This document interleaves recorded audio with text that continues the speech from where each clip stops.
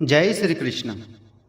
प्रिय भक्तगणों, आज मैं आपको एकादशी व्रत के बाद द्वादशी पारण में सुनी जाने वाली द्वादशी व्रत की महत्तम की कथा और तुलसी माता की कथा के साथ सुना रहा हूँ। द्वादशी व्रत कथा का श्रवण करने से व्यक्ति को पापों से मुक्ति और पुण्य की प्राप्ति होती है।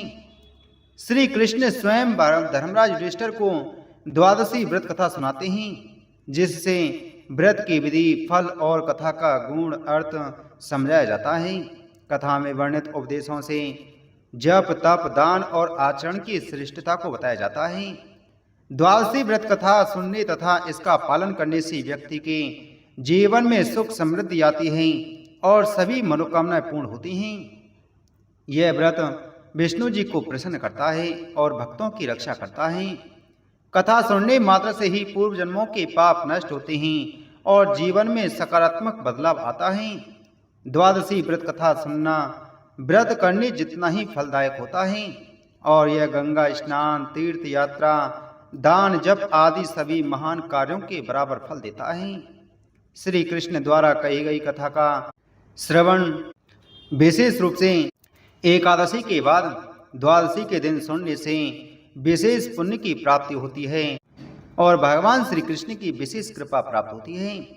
एकादशी के बाद एकादशी का पारण करते समय इन कथाओं को जरूर सुनें। इनके श्रवण करने से ही एकादशी व्रत का पूर्ण रूप से फल प्राप्त होता है।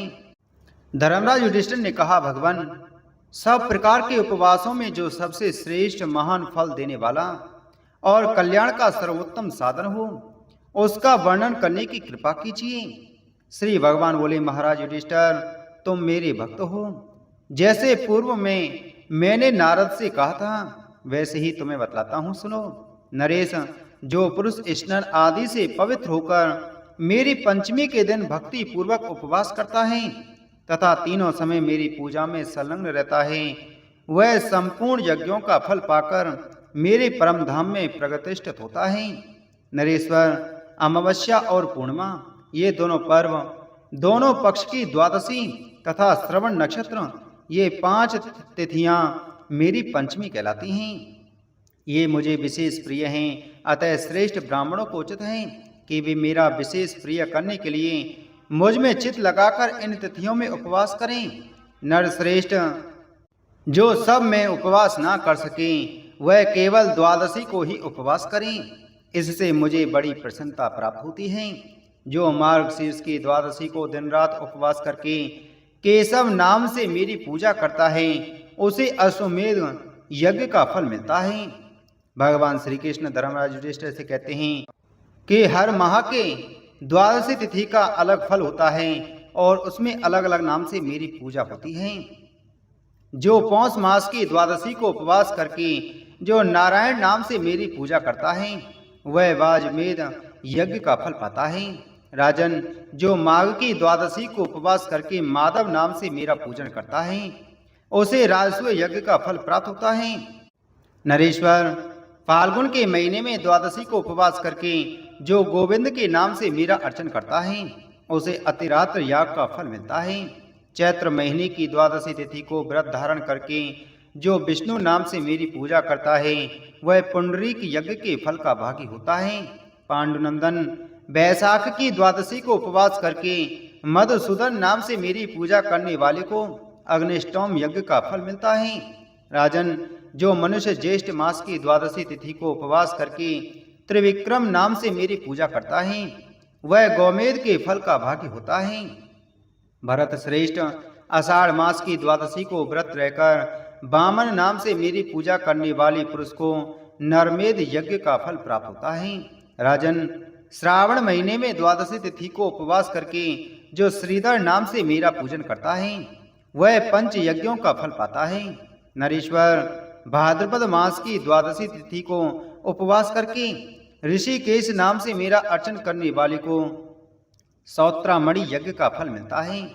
महाराज युधिष्ठिर, इस समय आश्विन मास चल रहा है और आश्विन मास की द्वादशी को उपवास करके जो पद्म नाम से मेरा अर्चन करता है, उसे 1000 गौदान का फल प्राप्त होता है।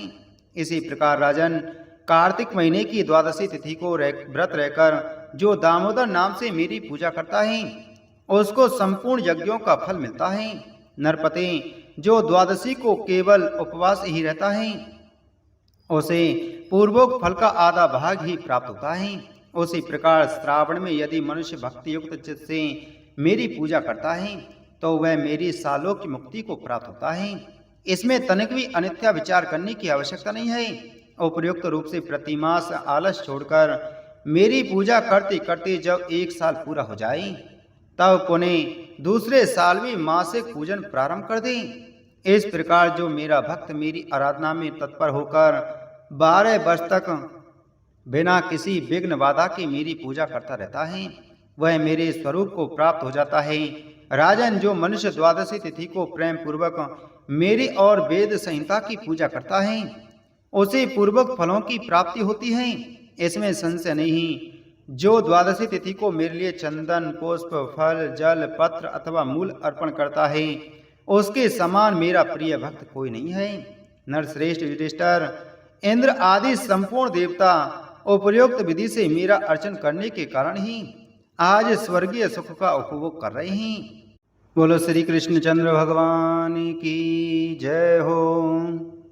प्रिय भक्तगणों, जो भी भक्त सच्ची श्रद्धा के साथ भगवान विष्णु का पूजन करते हैं, भगवान सालग्राम का पूजन करते हैं और तुलसी माता का पूजन करते हैं, एकादशी का व्रत करते हैं, एकादशी व्रत के बाद द्वादशी के दिन पारण के समय द्वादशी की कहानी सुनते हैं और तुलसी माता की कहानी सुनते हैं, इससे भगवान श्री हरि विष्णु अति प्रसन्न होते हैं और अपनी कृपा प्रदान करते हैं।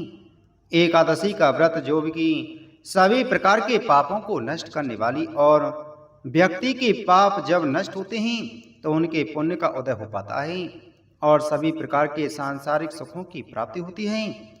हिंदू धर्म में तुलसी का बड़ा ही विशेष महत्व बताया गया है। माता तुलसी जो कि अपने भक्तों के सभी प्रकार के पापों को नष्ट करने वाली है और भगवान विष्णु को तुलसी दल अति प्रिय होता है।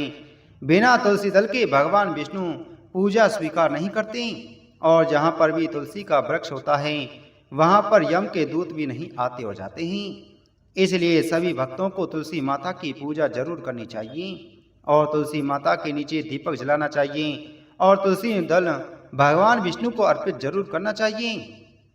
इससे माता तुलसी और भगवान विष्णु का आशीर्वाद एक साथ प्राप्त हो जाते हैं। प्राचीन समय में एक परिवार में ननद भाभी रहा करती थीं और ननद का विवाह अभी नहीं हुआ था। उनके घर में तुलसी का एक पौधा था और ननद उसकी बहुत ही मन से सेवा किया करती थी, मगर उसकी भाभी को उसका ऐसा करना जरा भी पसंद नहीं आता था और कई बार वो गुस्से में अपनी ननद से कह दिया करती थी कि जब तेरा विवाह होगा तो मैं तुझे तुलसी ही खाने को दूंगी और दहेज में भी तुलसी ही दूंगी। वक्त बीता और ननद की शादी भी हुई और उस दौरान उसकी भाभी ने शादी में आए सभी बरातियों के सामने ही उस तुलसी के गमले को तोड़ दिया और उसी क्षण माता तुलसी की कृपा हुई। वहां एक चमत्कार हुआ। गमले के जितने भी टुकड़े हुए थे वे सभी अलग अलग तरह के स्वादिष्ट पकवान में बदल गए। भाभी ने ननद को गहने की बजाय तुलसी की मंजरी पहना दी और वहां भी एक चमत्कार हुआ। वह मंजरी सोने के आभूषणों में बदल गई। सिर्फ इतना ही नहीं बल्कि उसने उसके साधारण वस्त्रों के स्थान पर तुलसी का जनेऊ रख दिया तो वह भी रेशमी वस्त्रों में बदल गई। जब ननद अपने ससुराल में पहुंची तो वहां पर लोगों ने उसके दहेज में आए सामान आदि के बारे में काफी तारीफ की, मगर सबसे ज्यादा हैरान उसकी भाभी हुई क्योंकि उसने तो हर चीज में तुलसी ही दी थी। हालांकि इतना सब होने के बाद उसकी भाभी को भी तुलसी पूजन का महत्व समझ में आ गया और वह समझ गई थी कि तुलसी पूजा में कितनी ज्यादा शक्ति है। इसके बाद भाभी, जिनकी एक लड़की भी थी, उसे भी उन्होंने तुलसी की सेवा और पूजा करने का कहा और बताया कि अगर तू भी मन से तन से तुलसी माता की पूजा करेगी तो तुझे भी अपनी बुआ की तरह कई सारे अच्छे फल मिलेंगे। मगर लड़की दूसरे आचरण की थी और तुलसी की सेवा करने का उसे कभी मन नहीं करता था। फिर जब लड़की की शादी का वक्त आया तो भाभी यानी कि लड़की की माँ ने एक बार फिर से वही सब करने की सोची जो उसने अपनी ननद के साथ किया था। उसने झट से तुलसी का गमला उठाया और सभी बारातियों के सामने ही फोड़ दिया, मगर इस बार पिछली बार की तरह कुछ नहीं हुआ और हर तरफ बस मिट्टी ही मिट्टी बिखर गई। उसे लगा कोई गलती हो गई है। इसके बाद उसने माला भी पहनाई और जनेऊ भी रखा, मगर सब वैसा का वैसा ही रहा और उसमें कोई भी परिवर्तन नहीं हुआ। ऐसा करने से भाभी को कुछ भी लाभ तो नहीं हुआ, बल्कि विवाह में आए सभी लोग उसकी खूब बुराई भी करने लगे। इतना ही नहीं, ससुराल में भी उसकी लड़की की काफी बदनामी हो गई।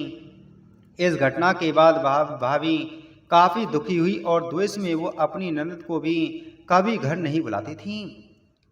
फिर एक बार उसके भाई ने सोचा मैं ही बहन से मिलाऊं। फिर जब उसने अपनी बहन से मिलने की बात अपनी पत्नी को बताई तो भाभी ने थैले में ज्वार भरकर कहा, इसके अलावा तो घर में और कुछ है भी नहीं, यही ले जाओ। भाई भी दुखी मन से वही लेकर चल दिया, मगर रास्ते भर उसके दिमाग में यही चल रहा था कि भला कोई भाई अपनी बहन से मिलने जाता है तो ज्वार लेकर जाता है क्या। फिर जब वह अपनी बहन के घर के समीप पहुंचा तो उसने एक गौशाला में गाय के सामने ज्वार का थैला उलट दिया। यह देखकर गौपालक ने कहा, ए भाई, गाय के सामने तुम इतनी कीमती सोना चांदी मोती क्यों डाल रहे हो। तब भाई ने उसको सारी बात बताई और फिर वो सब सोना मोती लेकर खुशी खुशी अपनी बहन के घर गया। उपहार पाकर उसकी बहन भी बेहद खुश हो गई। इस प्रकार से तुलसी माता की भाई बहन पर कृपा हुई। हे तुलसी माता, जैसा आपने ननद को दिया वैसा सभी को देना और जैसा भाभी को दिया वैसा किसी को मत देना। कहानी कहने वाली, कहानी सुनने वाली और हुंकार भरने वाले सभी के परिवार वालों पर अपनी कृपा बनाए रखना। बोलो तुलसी माता की जय हो।